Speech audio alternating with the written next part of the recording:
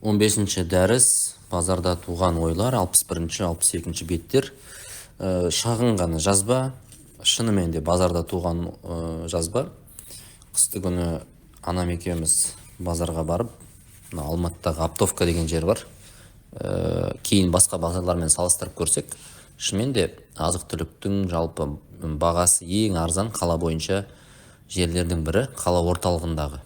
Әйтпесе қаланың шетінде бар ғой базарлар, Алтын Орда бар, не бар, басқа базар бар, бірақ дәл қаланың орталығындағы басқа базарлармен салыстырғанда осы Оптовкада тамақты, азық-түлікті жалпы арзанырақ бағаға алуға болады.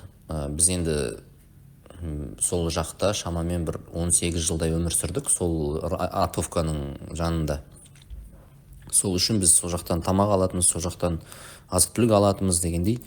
Бірақ қазір Оптовкадан 20 минут жерде тұрсақ та машинамен, көлікпен, бізде бір жазылмаған дәстүр бар. Анам екеуміз сенбі немесе жексенбі күні барып, әлі күнге дейін, прикиньте, әлі күнге дейін сол 2 күннің бірінде базарға барып, азық-түлік алып қайтамыз. Енді тачкамыз бар дегендей ғой. Енді қызық, мынандай ойлар келеді ғой анда-санда. Менің де мама жақсы ақша тауып отырмыз, біз бір түрлі емес пе мынау деген ойлар келеді енді. Мама қазір біз мына жақта базарда жүрміз, тачка сүйретіп, таңдап тамақты. Үйде жылы жерде отыра бермейміз, мына суық кезде жазылған жазба ғой. Үйде отыра бермейді па, соны арбуз кезет па, басқа бір магнумның ба, басқа приложение арқылы алдырып, үйге соны бір сөйтпейік па деп енді ойлаймын ғой, өзімше баймын деп ше. Бірақ қарасам, енді анамды да түсінуге тырысам ғой. Енді ол кісілер басқа заманның адамдары, жоқшылық, 90-шы жылдарда жоқшылықты көрген, үнемдеу деген нәрсені қатты білетін адамдар барып, сол анау қолмен ұстап көріп, бір жерде мысалы, бір алманы 2 жерде сатып алса, бір жерінен сұрап, екінші жерге барып, салыстырып, мен айтайын да, мама, ана жерде бар ғой, бір 200-ақ теңге, 300-ақ теңге үнемдейсіз, неге оны ала салмайсыз ба деп өзімше енді былайша айтқанда тезірек қайтып кеткім келеді да. Бірақ кейін басқа тұрғыдан қарасам, адам осы 200-300 теңгесіне қалай қараса, 200-300 миллион теңгесіне де солай қарайды екен, жалпы мен өмірден байқағаным. Яғни ақшаның азы көбі болмайды, ол ресурс. Жалпы бір қандай подходпен келесің осы ақшаны жаратуға, ақшаны үнемдеуге, аз болсын, көп болсын, оны аз ақшаға қалай қарым-қатынасың қандай болса, көп ақшаға да сондай қарым-қатынаспен қарайсың да. Енді мынау кітапта да айтылады, үнемдеген жақсы, бірақ үнемдейтін адамдардың проблемасы бар. Олар табысын арттыруды ойламайды да. Сөйтіп, үнемдеу арқылы бір нәрсе жинағысы келеді, бірақ олай болмайды. Олай болмайды, бірден айтайын.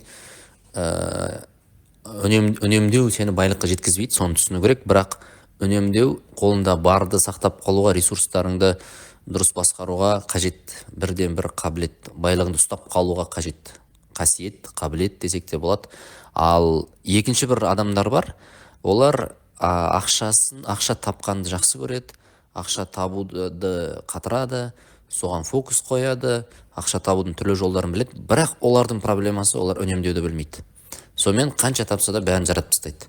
Енді ойлаңыз, сізде 2 қабілетте болса, біріншіден үнемдей аласыз, екіншіден ақша таба аласыз. Бітті ғой, бүкіл дүниенің байлығы сізде деп ойлай беріңіз. Енді сөйтіп, бізде қазір бағанағы нәрселер айтылып жүр ғой, кедейлік психологиясы, базарға барсаң сен бір кедей психологиясың, бейтіп тірнектеп, алманың сорттарын қарап, бейтіп жүрсең бір кедейлік психология деп қабылдайды да. Бірақ та бұл жердегі ниетке байланысты ғой. Сен егерде ысырап етуді қаламасаң, және де бұл жердегі тек қана бағасында емес қой мәселе сапасында да болып тұр ғой. Яғни Оптовкада мойындау керек, супермаркеттерге, магнумға қарағанда жеміс-жидек, көкөністер сапалырақ, жақсырақ, арзанырақ та. Былайша айтқанда сапа мен бағаның бір келісілген, бір әдемі түйіскен нүктесі бар да. Сол үшін де мен анамды түсіне бастадым. Бұл жерде тек қана ақша үнемдеу емес, бұл жерде ақша үнемдей отырып сапалы нәрсе алуда. Бағанағыдай ұстап көрмеген нәрсеңді заказ бересің, ол саған ұнамай қалады. Сапасы енді андай бір китайский боялған бір алмалар болып қалуы мүмкін. Сосын сен оны жемей тастай саласың. Ақша ысырап, иә. Сосын анамның бір базарда бір тұрақты алатын бір сатушылар бар. Бір жерден мысалы көкөніс алады, бір жерден жеміс алады, бір жерден макарон, күріш дегенді, ұн дегенді алады. Яғни бір тұрақты сатушылар бар. Анам тұрақты клиент та. Сол үшін белгілі бір скидкаларға да ие болады да, тұрақты алған үшін. Мысалы сухофруктыларды бір жерден аламыз дегендей ғой. Ана жердегі сатушылар да бізді танымаған, апта сайын бір уақытта келгендіктен сөйтіп бір бағаларын сізге мынанша деп береді да. Ол да бір ақша үнемдеу, ол да бір ақшаға ұқыпты қарау дейінші. Мен ақша үнемдеу деген сөз егер негатив тудырса, мен айтам ақшаға ұқыпты қарау деймін да. Сөйтіп өткен жолы біз Сырымбек ағамен подкаст жаздық қой. Сырымбек аға кәсіпкер, ол кісі сондай бай бола тұра, сондай ақша жақсы таба тұра, ол үнемдеу деген нәрсені жиі насихаттайды, және өзі де соны ұстанады. Өзі де айтады, базарға барып тұру керек дейді. Базарға барсаң, мен оны базар терапия деймін. Яғни кәдімгідей алашасын жайып қойып, анадай несін жайып қойып, бір базарларды көру керек. Сондай базарларды. Яғни сен шын мәнінде базарға қарап халықтың жағдайын түсінесің.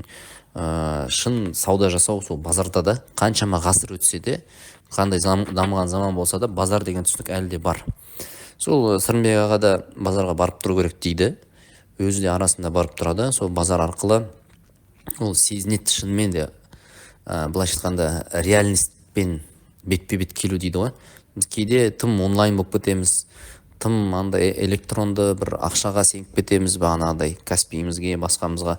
Мынау жай ақшаны беру, тиындарды санап тұру деген бір анау сатып алатын затыңды қолыңмен ұстап көру, сапалысын таңдап алу деген нәрсені алыстап бара жатырмыз да.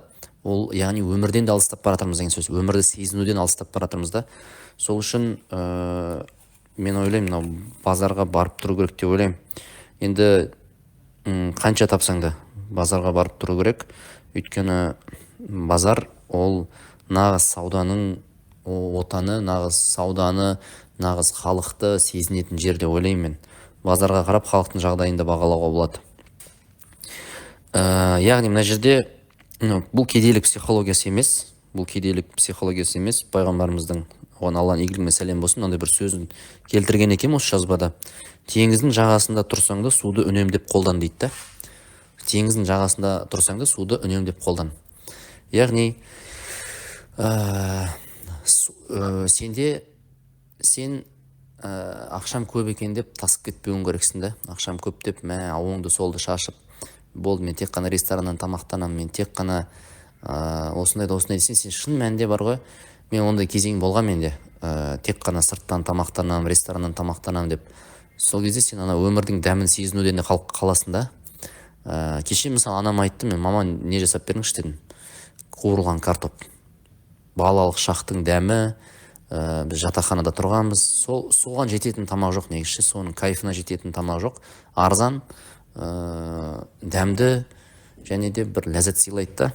Сол үшін осындай кішкентай нәрселерден ләззат алып үйрену керек, өмірге жақынырақ болу керек деп ойлаймын.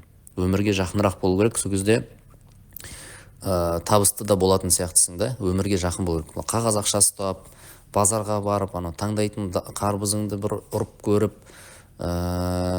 сосын саудаласып, саудагермен сөйтіп бір алсаң, бір береке бар сияқты ма, бір өзінің бір вайбы бар, соның бір әдемілік бар сондай істерде. Яғни базарда туған ойлар, менде де бір ойлар болған бір кезде. Ойбай, мынау мен қазір осындай мүмкіндігім бола тұра базарда жүргенім қалай болады екен, мен де деген сияқты ғой енді. Сөйтіп біз мынау жазбада мен жазыппын. Сөйтіп күн суықта бір шамамен 1 сағат, 1,5 сағаттың 1 сағатқа жетпейді, сол бір кішкентай ғана базар аралап жүріп, мен енді шамамен Магнумдағы бағаларды ескердім. Сосын базардағы бағаларды ескеріп санағанда 1 сағатта бір 10 мың теңгедей үнемдедік та біз. 10 мың теңге үнемдедік.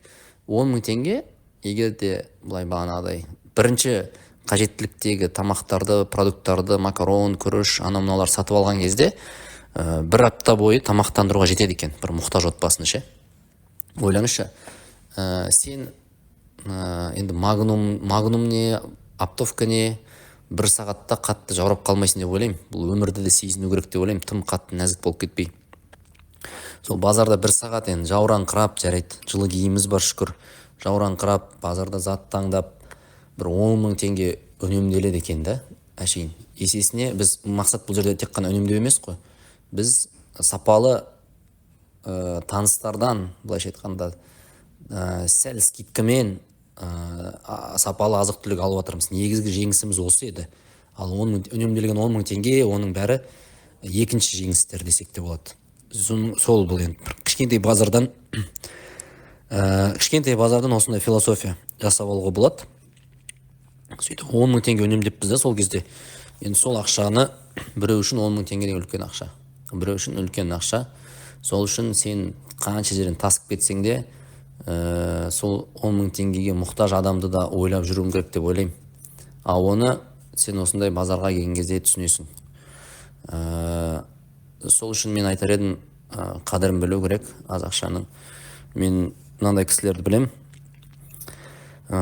миллиондар табат, тамағын ысырап ететіндер бар. Соңына дейін жемей қояды, тастап қояды, салып алмайды өзімен бірге. Сөйтіп, анау тамақты ысырап етеді. Біз қатты ысырап етеміз негізі. Мен ресторандарда, кафелерде қаншама болам, адамдар тамақты соңына дейін жемейді. Енді соңына дейін жемесе, келесіде есептеп өзіне лайық қылып алу керек, болмаса өзіне салып алу керек та.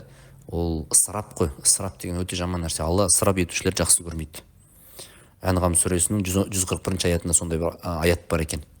Алла ысырап етушілерді жақсы көрмейді. Болды ғой? Ысырап еттің, Алла сені жақсы көрмейді. Сол үшін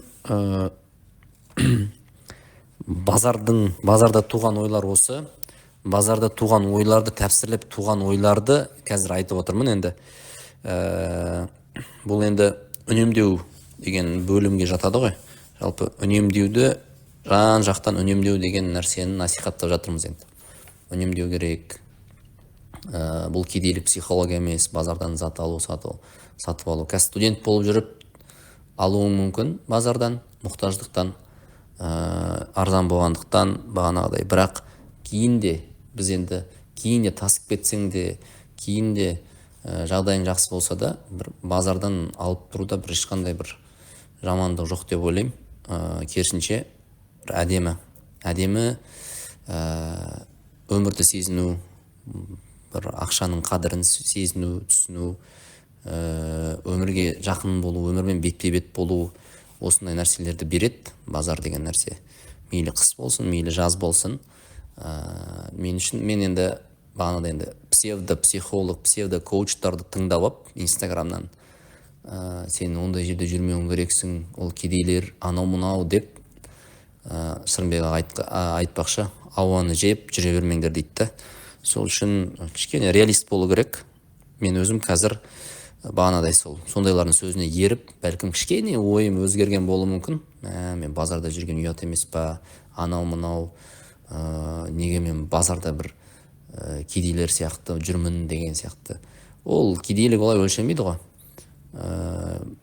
Керісінше мен қазір ойым анық өзгерді. Осы қаржы қағидаларын жаздық, қаржылық психологиямызды реттеп алдық. Керісінше мен базарда сауда жасағым келеді. Қазір базарға барып зат сатып алып дегендейше. Сондай. Енді тек мысалы түсінем, киім алуда мысалы өте көп, барахолкада өте көп та киім. Ол уақыт жағынан тиімсіз болғандықтан бағанағыдай торговый центрлерден солай киінген, немесе тікелей сол киім сататын дүкеннен киінген уақыт жағынан тиімдірек. Сапа жағынан да кейде барахолкадан да жақсы киімдер табуға болады негізі. Егер білсең, сондай таныстарың болса, онда тіпті керемет та. Яғни біз азық-түлік туралы айттық оптовкадағы. Барахолкадан да киіну мен ойымша ұят емес. Тек қана сол бағанағыдай сапалы сататынын бір танысың, бағанағыдай бір нақты білетін жерлерің болса күшті да. Тек сол уақытты қана алуы мүмкін да барахолкада киім мәселесінде.